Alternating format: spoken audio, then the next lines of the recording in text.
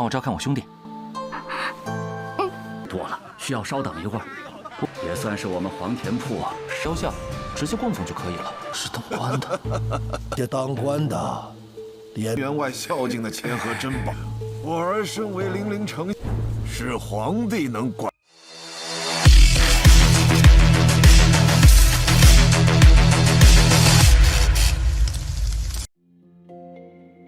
Halo semuanya, selamat datang di Ruang Sinema. Bagaimana kabar kalian semua? Semoga selalu sehat dan baik-baik saja.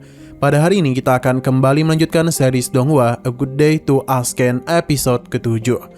Tapi sebelum kita mulai episode terbarunya, kita akan melihat dulu apa yang terjadi pada episode sebelumnya. Kemarin kita diperkenalkan kepada Yuan Weiyang, putri klan Yulan yang sejak kecil dibesarkan sebagai laki-laki demi tanggung jawab keluarga bangsawan. 3 hari kemudian di Gunung Jian, Suing dan Niu Yuanqi bertemu Dewa Roh bereputasi buruk yang mengincar seorang gadis muda. Meski disarankan menghindar, Suing nekat menghadapinya, menghabisi dewa itu dengan satu tendangan saja. Tanpa sadar, diam-diam disaksikan oleh Xingbi. Kejadian itu memancing Master Abadi dari desa Yang Jitang yang menentang Suing, karena dia itu sudah berani menghabisi banyak dewa dan Master Nuo. Petarung sengit pun terjadi, di mana Suing berhasil membongkar ilusi pedang lawan dan mendesaknya melewati pertarungan jarak dekat, memanfaatkan kelemahan Master Abadi yang ternyata rapuh saat diserang dari jarak dekat.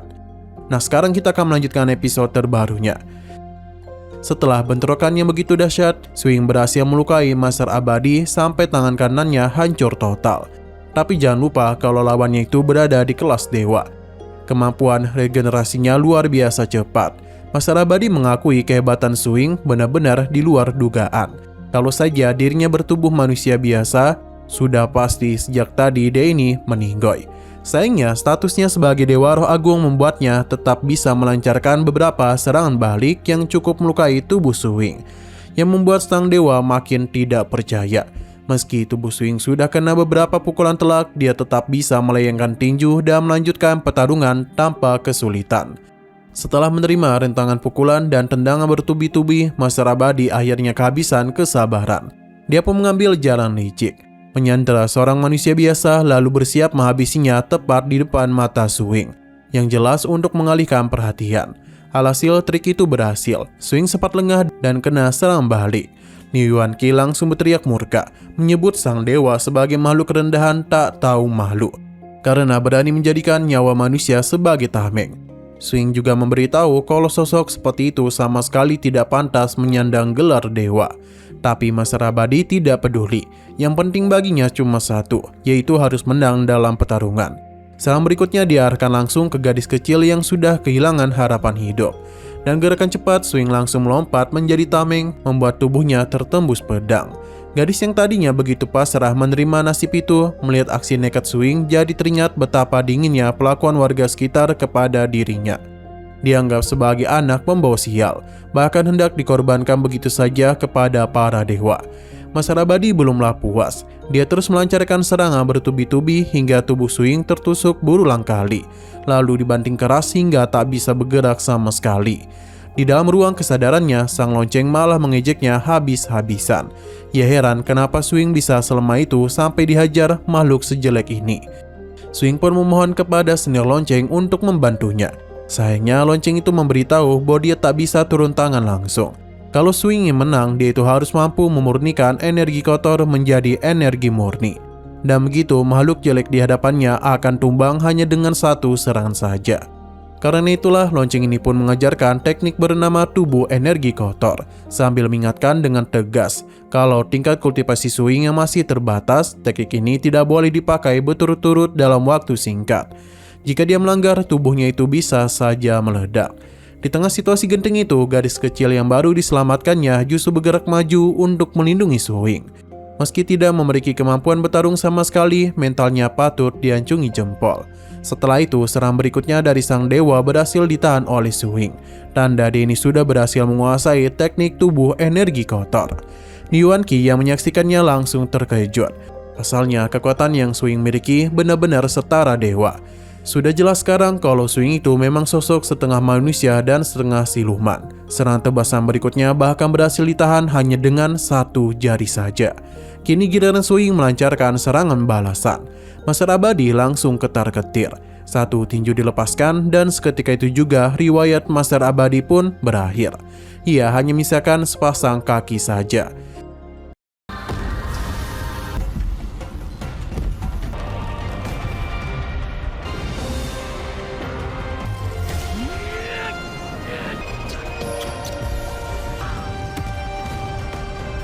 Sementara King Bee yang diam-diam menyaksikan seluruh pertarungan tampak senang.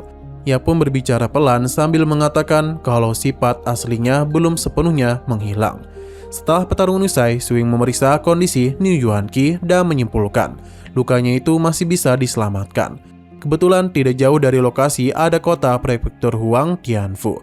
Oleh karena itu, Suing berencana ke sana lebih dahulu untuk membelikan obat-obatan. Namun Yuanqi tampak sangat khawatir. Takut kota itu punya dewa roh penjaga yang jauh lebih kuat dari yang sebelumnya dihadapi. Mengingat kondisi mereka saat ini jelas tidak memungkinkan untuk bertemu pertarungan lagi. Lantas Suing pun mencoba menenangkannya dengan mengatakan kalau situasi kota prefektur saat ini sedang tidak memiliki dewa roh khusus. Jadi dia akan meninggalkan Yuanqi di sini untuk sementara waktu, sambil meminta gadis kecil tadi untuk menjaga sahabatnya. Singkat cerita, Suing pun tiba di kota prefektur Huang Tianfu. Kota ini tampak begitu makmur. Di sebuah toko obat, penjualnya sampai kebingungan melihat Suing memborong obat dalam jumlah yang sangat banyak, sampai-sampai mengira dia itu sedang mengobati seekor gajah. Pada saat itu, kebetulan kota sedang mengadakan upacara penganugerahan gelar Dewa Roh baru, sebuah acara besar dan langka di Huang Tianfu. Jadi bisa dikatakan kalau ibu kota prefektur ini baru saja kedatangan Dewa Roh Agung baru. Suing jadi penasaran seperti apakah sosok dewa baru itu. Ia lalu mencoba mengintip langsung ke lokasi acara. Usut punya usut, ternyata ibu kota prefektur ini adalah tempat tinggal Yuan Weiyang. Tanpa sengaja mereka pun berpapasan. Dan Yuan Weiyang ini langsung bisa merasakan aura energi murni dari dalam tubuh Suing. Tapi Paman Xiao segera mengingatkannya untuk tidak ikut campur dalam urusan lain. Fokus saja pada latihannya, mengingat perjalanan ke kota Lining masih sangat jauh.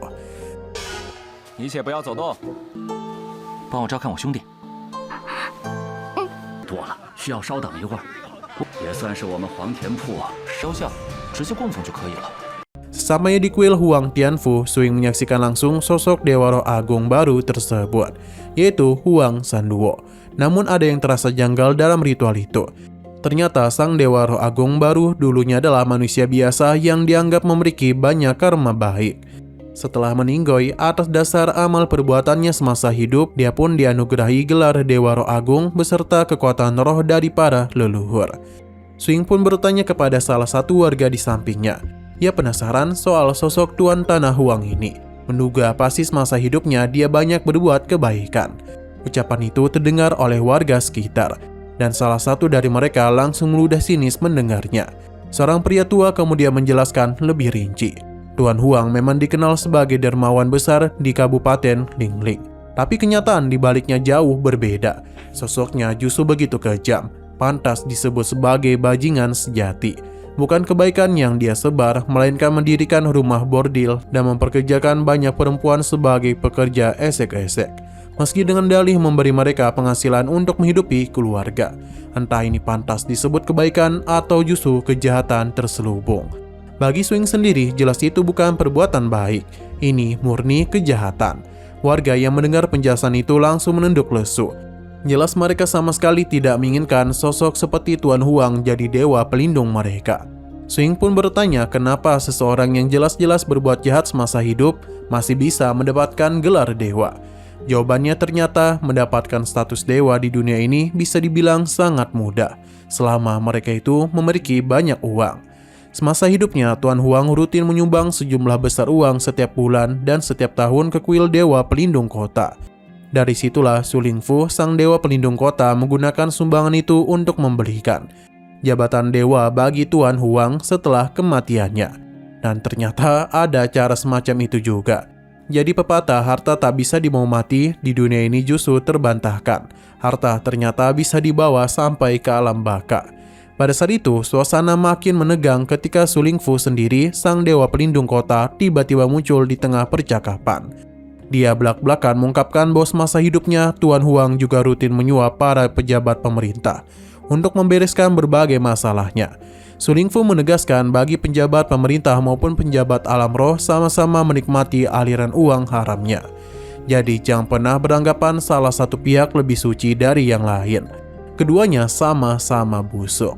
Melihat kondisi saat ini, Su Ying langsung menyadari kedua sosok yang sedang berdebat itu sama-sama penjabat penting. Pria tua tadi yang berbicara ternyata adalah ketua klan Zhou sendiri. Dia mengakui keluhan Su Lingfu, tapi yang tidak ingin dia terima justru soal kenapa Tuan Huang bisa jadi dewa. Sebab dampaknya nanti pasti akan menyusahkan warga. Bahkan putranya Zhou Yang yang menjabat sebagai bupati kota Lingling ternyata juga tidak setuju dengan pengangkatan Tuan Huang sebagai dewa. 难道官府你们当官的可是当官的？这当官的，连员外孝敬的钱和珍宝，我儿身为零陵丞，是皇帝能管。 Begitu mendengar nama Bupati Zhou yang disebut, Su Ying langsung berusaha kabur diam-diam. Sadar kalau posisinya sedang dalam masalah besar. Mengingat yang sedang berbicara itu tidak lain adalah ayah dari Zhou Yang sendiri. Kini Su Ying pun makin sadar, statusnya sebagai buronan kini diincar dari dua arah sekaligus. Melihat Su Ying yang berusaha melarikan diri, kedua penjabat itu langsung melepaskan aura spiritual yang membuat tubuh Su Ying membeku tak bisa bergerak. Su Ying pun bertanya langsung kepada Zhou sebenarnya apa tujuan menangkap dirinya. Ketika Zhou menjelaskan bahwa dia sama sekali tidak peduli soal pembunuhan Tuan Jiang, itu murni urusan pihak alam roh. Yang jadi perhatiannya justru fakta bahwa Su Ying berhasil memecahkan rahasia teknik siluman. Dan seharusnya dia itu sudah paham hukumannya. Ia telah melanggar hukum langit, berarti penjabat alam roh pasti akan memburu nyawanya. Jadi menurutnya satu-satunya jalan selamat bagi Su Ying adalah ikut bersamanya. Su Lingfu jelas tidak terima dengan pernyataannya itu. Dia pun tertawa, menuduh ucapan ketua Zhou penuh kebohongan. Su Lingfu akhirnya membongkar fakta sebenarnya. Klan Zhou selama ini diam-diam terus menggali gua-gua purba di berbagai tempat. Dan alasan sebenarnya mereka ingin menarik Su Ying adalah untuk membuka salah satu pintu rahasia di gua purba yang hanya bisa dibuka dengan teknik siluman. Su Lingfu sebagai perwakilan alam roh menegaskan, ia tidak akan membiarkan rencana itu terwujud. Akhirnya, kedua belah pihak sama-sama menyatakan sikap tegas. Kalau Su Ying tidak berhasil mereka tangkap, maka dia itu harus dihabisi. Su Ying sendiri hanya bisa terdiam, menyaksikan perselisihan sengit antara kedua kekuatan besar itu. 有死者，杀！你们周家眼里岂能不知？神魂俱灭，若是得不到许。 Tapi sayang sekali lagi seru-serunya, episodenya ini pun harus bersambung dulu. Oke, sekian dulu pada video kali ini. Untuk video selanjutnya akan segera hadir. Jadi bagi kalian yang ingin mengikuti series ini, langsung saja klik subscribe dan aktifkan loncengnya. Terima kasih yang sudah menonton video sampai habis. Jika kalian suka pada video ini, klik like dan share ke teman-teman kalian tentang channel ini. Dan ditunggu aja kelanjutannya. Oke, sampai jumpa di video selanjutnya.